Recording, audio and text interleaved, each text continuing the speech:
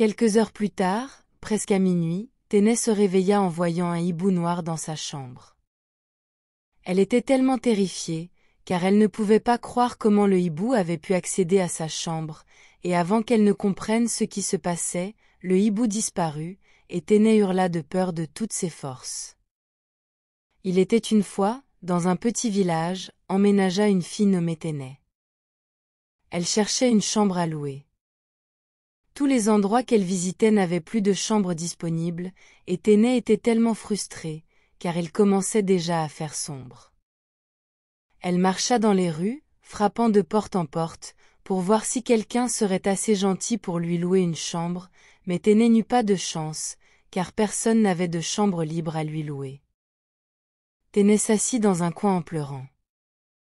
Elle était extrêmement épuisée, et se demandait où elle pourrait poser sa tête, compte tenu du fait qu'il commençait déjà à faire nuit. Peu de temps après, un jeune homme aperçut Ténè, assise toute seule dans un coin. Il s'approcha d'elle pour lui demander pourquoi elle avait l'air si inquiète, et Ténè expliqua au jeune homme qu'elle était nouvelle dans le village, et qu'elle n'avait pas eu la chance de trouver une chambre à louer. Le jeune homme lui dit, alors qu'il avait un endroit pour elle, mais que cet endroit était conditionné, par le fait qu'elle ne devrait pas quitter la maison avant 2 ans. Sans hésitation, Ténè accepta de louer la chambre, tellement désespérée de trouver un endroit où vivre. Ténè poussa un soupir de soulagement, car elle n'arrivait pas à croire qu'elle avait enfin trouvé un endroit à louer. Ils marchèrent pendant quelques minutes et arrivèrent à une vieille maison, située dans un coin très isolé du village. Ténè sentit un frisson lui parcourir l'échine lorsqu'ils approchèrent de la maison, mais comme il commençait déjà à faire sombre, elle n'eut d'autre choix que d'inspecter la chambre, car elle n'avait pas l'intention de dormir dans la rue. Ils entrèrent dans la maison, et rencontrèrent une vieille femme que le jeune homme présenta à Ténè comme étant Maman Nandi. Maman Nandi n'était pas une femme de beaucoup de mots. Elle ne parlait presque pas à Ténè, et laissait le jeune homme tout dire. Le jeune homme montra la chambre à Ténè, et elle fut très excitée car la chambre semblait spacieuse et agréable. Après quelques minutes, le jeune homme rappela à Ténè qu'elle était obligée de louer la chambre pendant 2 ans avant de pouvoir partir. Sans hésitation, Ténè accepta, et le jeune homme lui remit la clé de sa chambre avant de la laisser seule pour s'installer. Ténè était tellement épuisée qu'elle n'avait pas la force de déballer ses affaires. Elle tomba sur son lit, et ne se rendit pas compte quand elle s'endormit profondément. Au matin, Ténè se réveilla extrêmement fatiguée malgré qu'elle avait dormi toute la nuit. Elle décida de se précipiter au travail, car c'était son premier jour à l'usine. Alors, que Ténè quittait la maison, elle rencontra Maman Nandi, qui lui demanda si elle avait bien dormi. Ténè sourit à Maman Nandi et répondit que sa nuit avait été reposante. Puis elle se dépêcha d'aller au travail pour ne pas arriver en retard à l'usine. Après une journée extrêmement longue, Ténè rentra chez elle, fatiguée et affamée. Elle n'avait rien mangé de toute la journée, alors elle décida de partir au marché à proximité pour acheter de la nourriture. Là-bas, elle rencontra une jeune femme qui lui conseilla de quitter la maison dès que possible.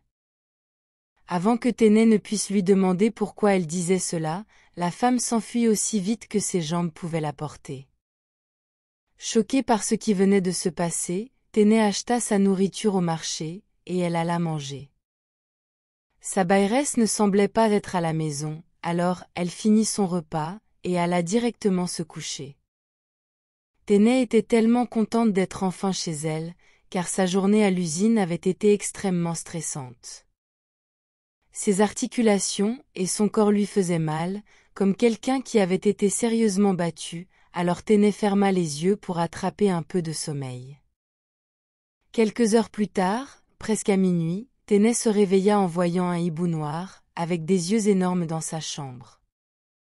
Elle était tellement terrifiée, car elle ne pouvait pas croire comment le hibou avait-il pu accéder à sa chambre, et avant qu'elle ne comprenne ce qui se passait, le hibou disparut, et Ténè hurla de peur de toutes ses forces. Elle resta assise sur son lit, tremblante de peur, en réfléchissant à ce qui venait de se passer. Toujours rempli de terreur, Ténè resta éveillé toute la nuit, incapable de se rendormir. Au matin, Ténè se sentait si épuisée, car elle n'avait presque pas dormi de la nuit. Ténè eut du mal à finir sa journée de travail, car elle redoutait de retourner dans sa chambre. Elle quitta le travail et se dirigea directement vers le marché près de chez elle pour manger quelque chose. Pendant qu'elle était là, elle vit le jeune homme qui lui avait donné la chambre. Ténè lui expliqua son calvaire, mais le jeune homme lui dit que tout était probablement une fabrication de son imagination. Ténè essaya de dire au jeune homme ce qu'elle avait vu, mais il ne semblait pas très intéressé par ce qu'elle avait à dire. Après quelques heures, Ténè rentra chez elle, toujours secouée par la peur de ce qui s'était passé la veille. Elle se coucha, mais ne pouvait pas chasser de son esprit le souvenir du hibou noir. Ténè se souvint de la chanson que sa défunte mère lui avait apprise à chanter quand elle avait peur, et elle commença à s'endormir. Tard cette nuit-là, Ténè se retrouva enterrée dans la forêt dans un rêve. Elle essaya de s'enfuir, mais ses jambes et son corps semblaient si raides. Ténè essaya de crier, mais tout son corps semblait ne pas bouger, comme s'il était paralysé. Ténè regarda le sable frapper son corps et ses jambes, alors que la personne inconnue essayait de l'enterrer vivante. Soudain, elle se réveilla et réalisa que c'était un rêve. Ténè était assise sur son lit, confuse, car le rêve semblait trop réel pour être un simple rêve. Terrifiée par tout ce qui s'était passé, Ténè se souvint de la femme au marché qui lui avait conseillé de quitter la maison. Elle n'avait aucune idée de qui était la femme, où est ce qu'elle habitait, alors Ténè décida de la chercher pour lui demander pourquoi elle l'avait avertie de quitter la maison. Au matin, Ténè sentit une odeur nauséabonde dans la maison, et se demanda d'où elle venait. Elle parcourut les pièces mais ne put trouver d'où venait cette horrible odeur, alors elle quitta précipitamment la maison pour se rendre au travail. Lorsqu'elle arriva à l'usine, Ténè remarqua que tout le monde parlait d'elle. Cela lui semblait étrange et déroutant, et Ténè se demanda ce qui se passait. Elle ne savait pas que l'odeur venait d'elle. Ténè perdit son emploi à l'usine à cause de l'odeur horrible qui émanait de son corps. Alors qu'elle marchait dans la rue, les gens l'évitaient, et Ténè ne pouvait pas comprendre pourquoi elle sentait si mauvais. Elle rentra chez elle, et prit une très longue douche, espérant se débarrasser de l'odeur, mais rien de ce qu'elle faisait ne fonctionnait. Elle était incapable d'éradiquer cette odeur extrêmement nauséabonde qui émanait de son corps. Ténè se recroquevilla dans son lit, incapable de dormir, alors qu'elle pleurait. Il était presque minuit, et Ténè redoutait ce qui lui arriverait si elle s'endormait dans sa chambre. À ce moment-là, elle se souvint de la jeune femme au marché, et décida de partir à sa recherche le lendemain matin. Au matin, Ténè partit à la recherche de la jeune femme. Elle parcourut le village de long en large, espérant la trouver, mais la femme était introuvable. Ténè s'assit à côté d'un magasin local en pleurant, et l'odeur qui émanait de son corps chassa tout le monde. Le propriétaire du magasin, sentant l'odeur horrible, sortit pour enquêter sur l'origine de cette odeur nauséabonde, lorsqu'elle aperçut Ténè en train de pleurer dans un coin. Les yeux de Ténè se posèrent sur ceux du propriétaire du magasin, qu'elle reconnut immédiatement. « Je te cherchais, » dit Ténè, sa voix tremblante de douleur. Elle supplia la femme de lui révéler la raison pour laquelle elle lui avait conseillé de quitter la maison, et la femme la regarda avec pitié tout en lui racontant quelque chose que Ténè n'avait jamais imaginé.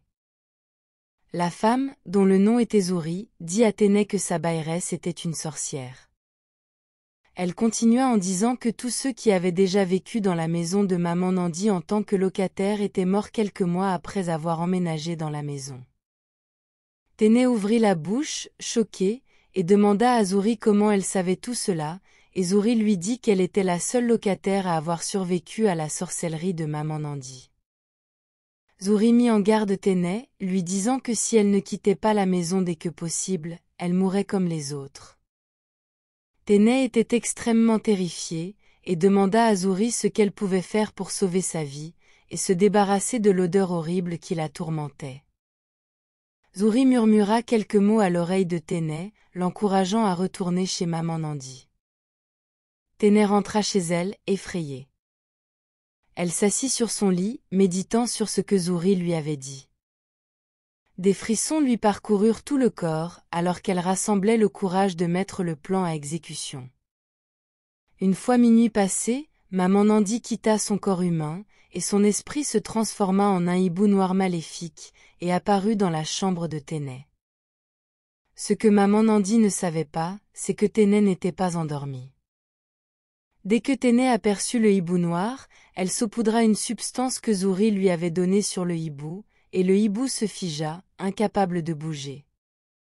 Ténè se précipita alors dans la chambre de sa baïresse, et déplaça son corps de sa position initiale à une position entièrement différente. Immédiatement après cela, Ténè entendit un cri strident venant de sa chambre. Lorsque Ténè retourna dans sa chambre, le hibou noir n'y était plus. Ténè réalisa à ce moment-là qu'elle n'était plus tourmentée par l'odeur horrible qui l'avait torturée pendant des semaines, et au matin, elle réalisa que sa baïresse était morte. Ce qui s'était passé, c'est qu'immédiatement après que Ténè avait eu déplacé le corps de sa baïresse, elle avait ruiné toutes ses chances de réintégrer son corps.